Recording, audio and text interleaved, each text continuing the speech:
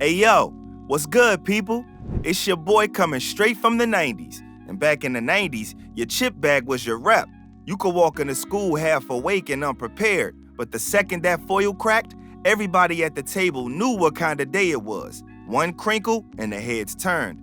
These were the bags that ruled the cafeteria, the ones that got confiscated by teachers, traded like money, and shared only with people you actually liked. Hit like, sub to the channel, and drop the bag that gave you the clout back in the day. First up, Rap Snacks. Rap Snacks was the first chip that felt like hip-hop you could eat. It wasn't cartoon mascots. It wasn't some fake urban edition. This was real rappers on real bags sitting right there in the same corner store where you got your quarter water and your now and laters. Rap Snacks? Rap Snacks, they the official flavor of hip-hop. Yo, finally chips that kids from the hoods can enjoy. Yo, these chips is fly.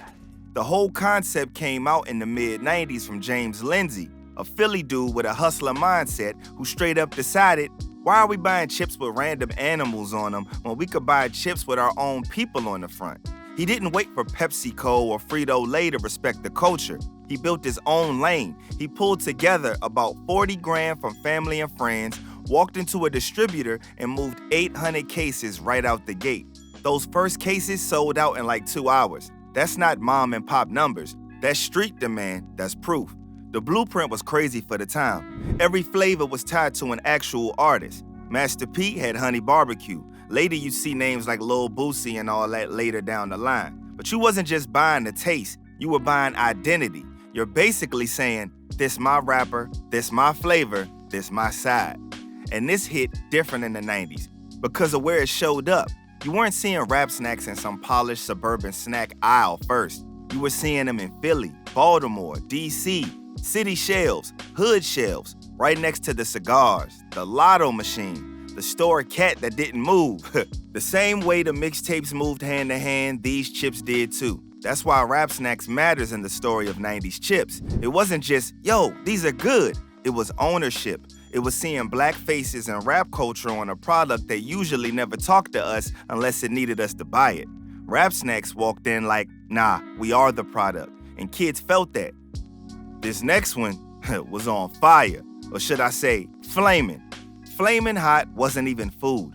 Flamin' Hot was an attitude problem in a bag. By the late 90s, the little black and red bag was everywhere. Bus stop, lunchroom, corner store. Kids were eating Flamin' Hot Cheetos for breakfast with a fruit punch like it was a complete meal. Whole stomach on fire at 8:15 a.m. and nobody cared. Flamin' Hot Cheetos, anyone? Flamin' Hot Cheetos, so hot, careful where you eat them. The look was a part of the flex. Regular Cheetos was the normal orange, cute, little kid stuff. Flamin' Hots came out glowing red like hazard lights. You could spot them, and you had them on your fingertips. That staining was like gang colors. You'd see somebody in homeroom with red fingers and be like, yo, you got them hots right now? Teachers started beefing with the bag heavy. You had schools straight up banning Flamin' Hots, saying they weren't nutritional. Kids weren't eating real lunch. Kids were getting all wired up and that red finger dust was getting everywhere. Some schools in places like Illinois, California, and New Mexico literally said, don't even bring them in here.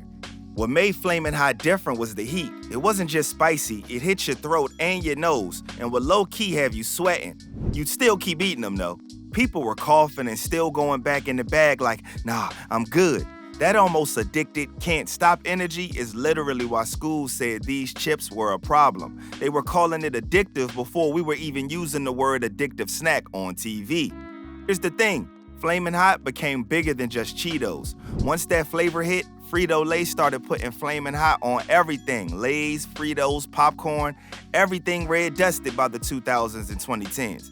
It wasn't just a chip, it was a whole brand inside the brand, and it turned into a full-on cultural symbol. People were making recipes with them, wearing merch, getting them in music videos. That all traces back to how hard kids rolled for them back in the 90s. Now, this bag right here is pure cafeteria prestige.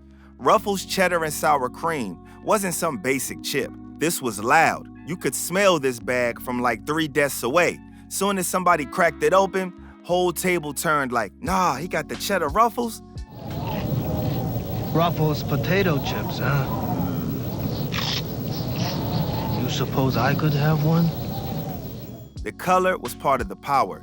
These weren't pale chips. These were dipped in that thick orange powder that did not come off. You'd finish lunch with orange fingerprints on your binder, your Game Boy buttons, and even your shirt. Everywhere. Your mom's was like, why is everything on your backpack stained? And let's be real, people begged for these. Some chips you could eat in peace, not Ruffles, Cheddar, and Sour Cream. You open this bag and instantly it's let me get one. Bro, just one. I'll give you my cookies. Full negotiation. You basically had to guard the bag with your arm like a football. Some people think there's too much cheddar cheese flavor in these cheddar and sour cream Ruffles potato chips. No. Now that's too much cheddar. These are perfect. It was a grown flavor too. Before this, kid chips were like plain, barbecue, maybe sour cream and onion.